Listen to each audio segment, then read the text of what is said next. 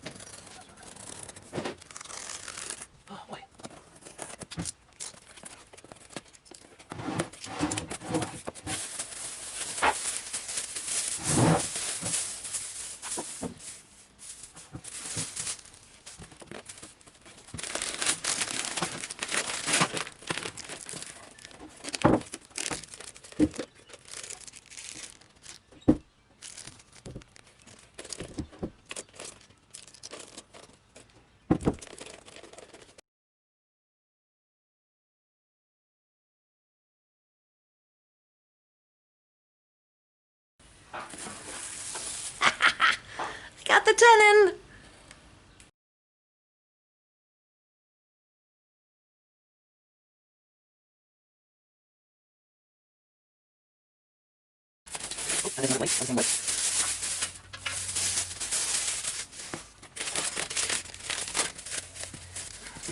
And a wet turn bowl that has gone wonderfully ovally the way I like it.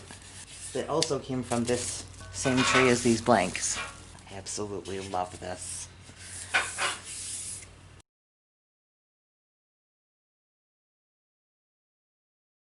It's been a few weeks since I got those shipments from my prize from Zac, which I sent part of to Doug. I sent him the 5-piece mold because he's going to obviously do more volume than I am. And with the goof up and the drawing, I figured I might as well split the prize with him. The same day I also received this container from Doug, and I think I put the footage of that with, inside it is a whole bunch of random, I'm dropping stuff, cut off, stabilized, everything in here should be stabilized, pieces of choya and swamp stick, pine cones, random pieces of wood, a little bit of everything in here. So I'm going to pick some of these to make my first pen molds with, and then attempt to make my first ever pens. This has taken a little bit to get planned out and settled because I have never made a pen before, and therefore had to order a mandrel and pen kits and bushing trimmers, a Jacob's chuck. I had to basically get everything to make pens because the only thing I had, or thought I had, was resin, which it turns out I also had to go and buy more of. I am going to have to trim some of these a little bit to fit.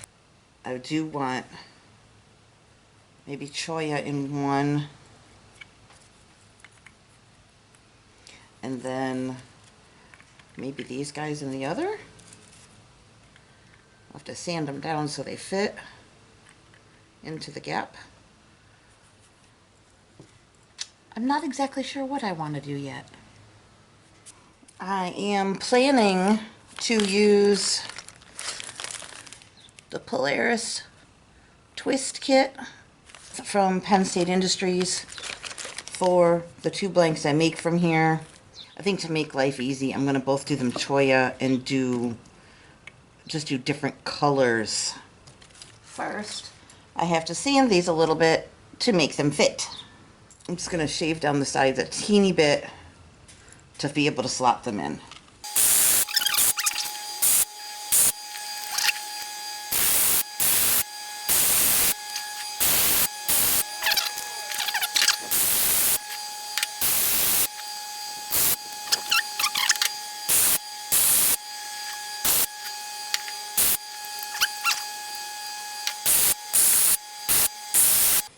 And now they all fit in. I just had to take the edges off a tiny bit, and then they fit in. Now I can do resin. Here's the wonderful mold from Zac. I'll put a link in the description on where you can buy them. This is a release so that when you want to demold it, you can put a tap in there and knock it out, or you can put compressed air in and blow them out. I'm hoping I can do that. But before I forget, this is the one Zac told me to buy. He said that's the one that works for this kind of mold.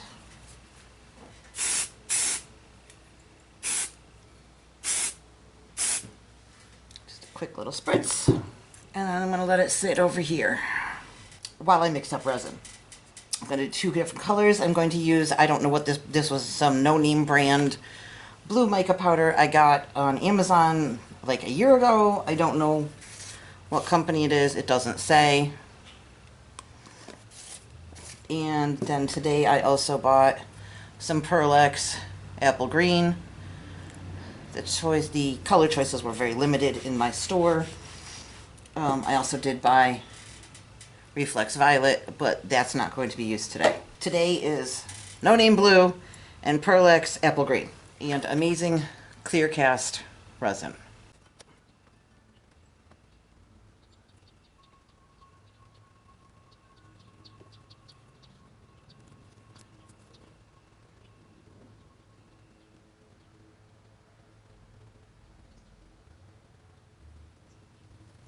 I used separate sticks to swipe off the containers because I did not want to contaminate one with the other.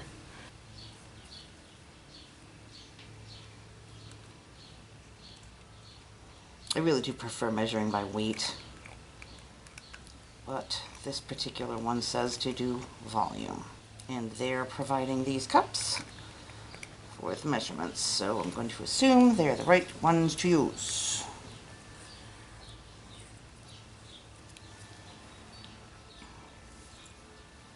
Because I have to do a second batch, I'm keeping my sticks separated and my little cups separated, so I know which cup had part A and which cup had part B. The blue in the first one. This is my stirring one. Yeah, we'll try that much. Oh, I should have probably stirred it together first, but that's okay, as long as I stir long enough.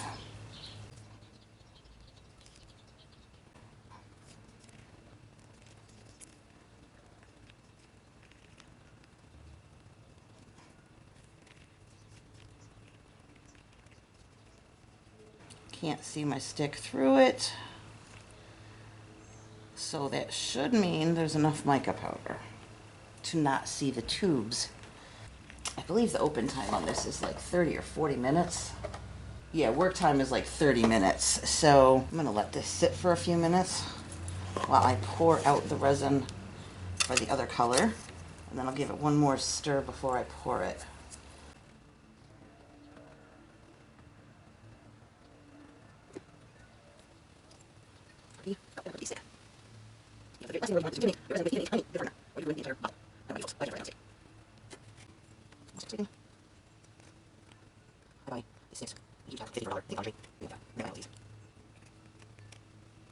This time I'll try and remember to stir it before I put the color in. A lot of people put the color in and then stir. I prefer stirring first so that I can see when the cloudiness goes away, because when the cloudiness is gone, it is properly stirred. If there's still wispy clouds in it, it is not done, and you need to stir more. So this one will be the Pearl-Ex green.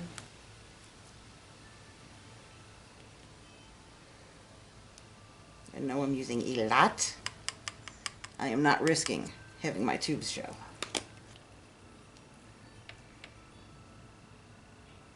Stir very slow at first, or that mica powder will blow right out into your face and all over your shop.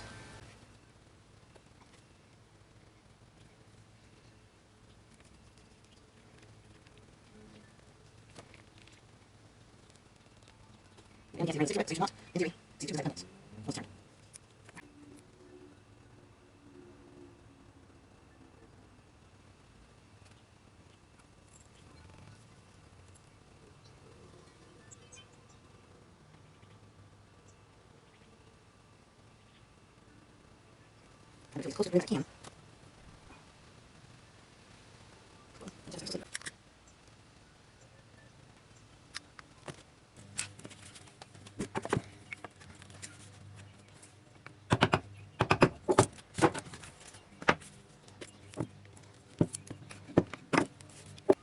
The set of pen kits I bought came with the drill bit, and I bought a Jacob's chuck, so hopefully I will be able to do this to drill the holes in my blanks.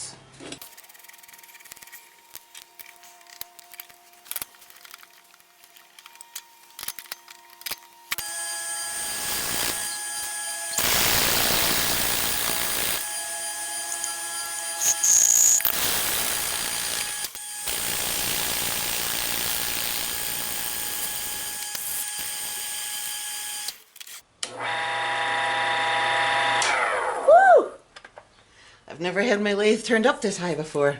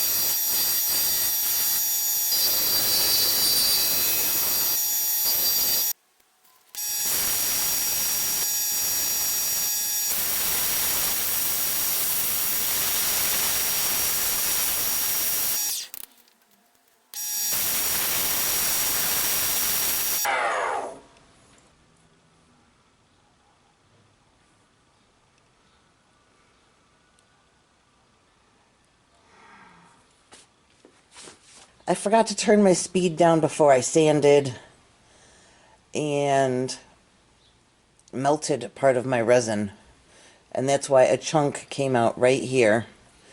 So what I've done is I put CA, I glued the piece back in, and then there was like a little gap around it. I put CA in the gap and packed it with mica powder, and I did the same with a couple little pinholes down here. Now it's finally dry, and then once I've turned this smooth again, I can adjust my speed and start sanding again. Right now I'm mad at it, so it's just going to sit here for a little bit and think about what it's done.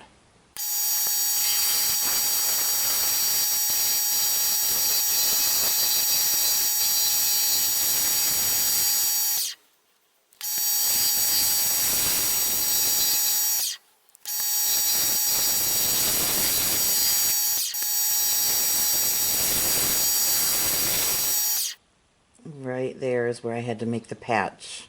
I'm hoping once I put a finish on here that will become invisible enough to hide under the clip. Got a tiny little pinhole here, another here. The CA should take care of those. That looks pretty well fixed, and I'm going to let it sit for today and come back and sand it another day because I am crunched for time.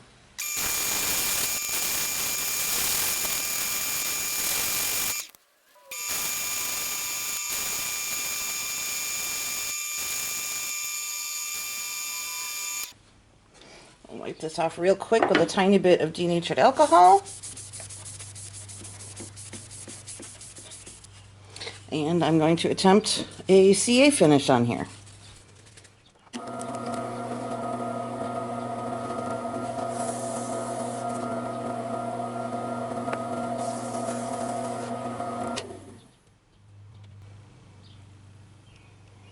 That's the first coat.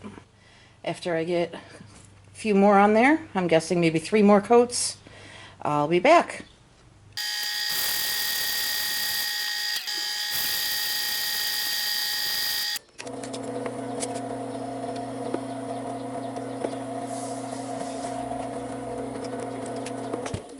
Now I have to sand the ends, and I can assemble.